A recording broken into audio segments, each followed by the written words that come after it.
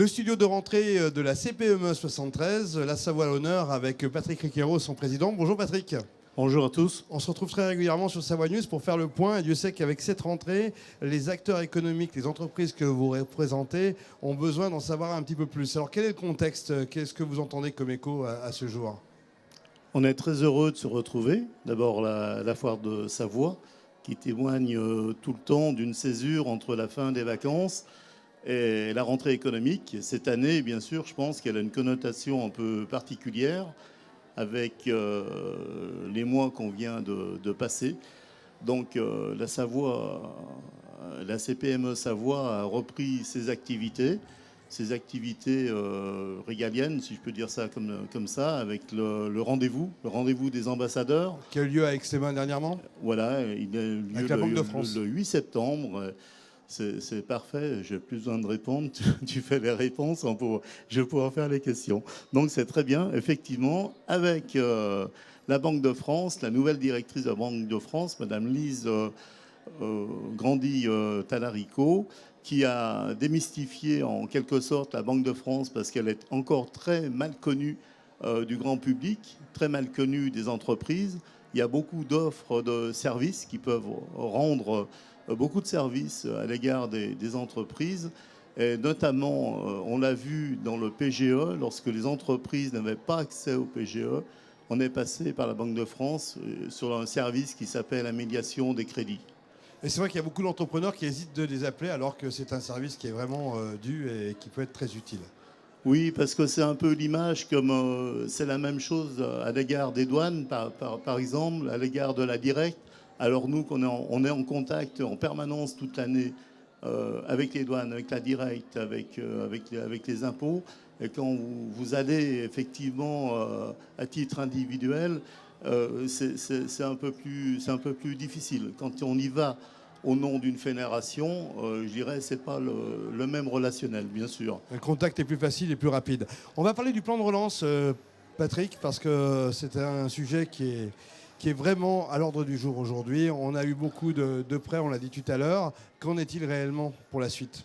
Alors, plan de relance pour la France 2030. Donc, c'est magnifique, c'est bien d'avoir un objectif pour 2030.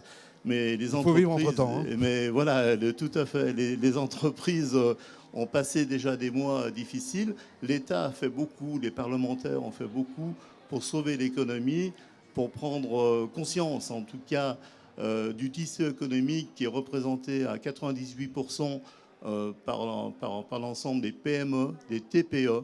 Nous, nos adhérents, 58% des adhérents ont moins de 5 salariés. Et ça, c'est important. Il n'y a pas de trésorerie dans ces entreprises-là. Donc, elles ont pu avoir de la trésorerie par le biais du PGE, bien entendu.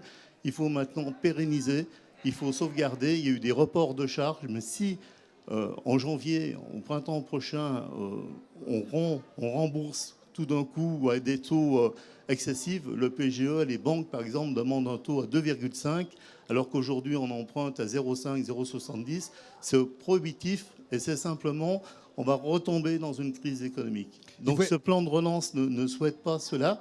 Il souhaite plutôt sauvegarder à long terme. C'est une revendication de la CPME de donner des facilités sur le long terme à l'égard de ces remboursements. Il y a deux inquiétudes. C'est fin d'année, puisque beaucoup d'entreprises auront leur bilan. Et 2-3 mois après, on a le résultat de ces bilans. Donc le printemps risque d'être particulier quand même.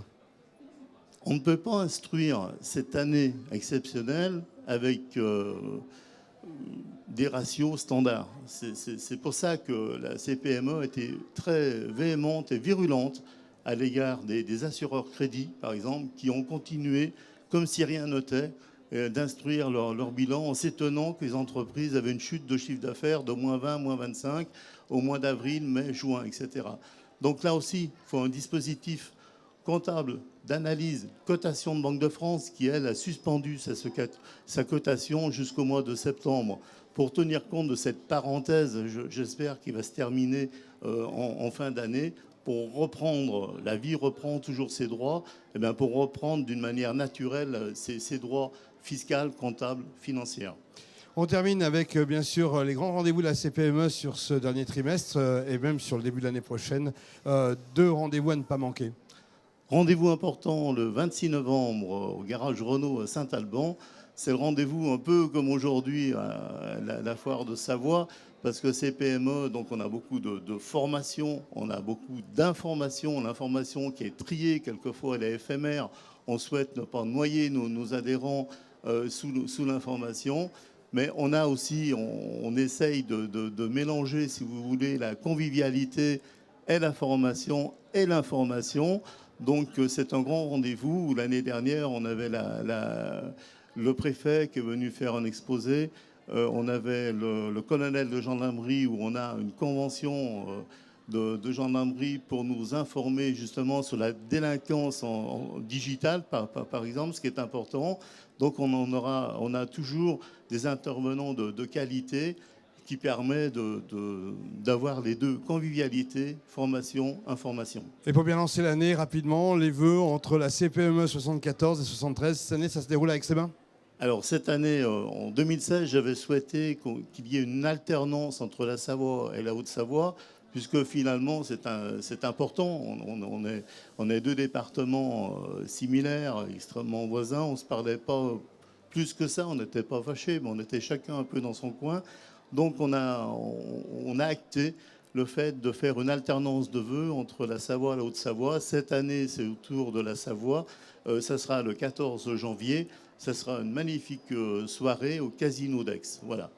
Avec Jean-Michel Mattei. Donc, du sérieux et du rire. Du sérieux. C'est ce que je viens de dire sur le chapitre d'avant. La convivialité, l'échange et quelquefois les émotions partagées. Patrick Riquero, merci. À très bientôt sur Savoie News. Merci.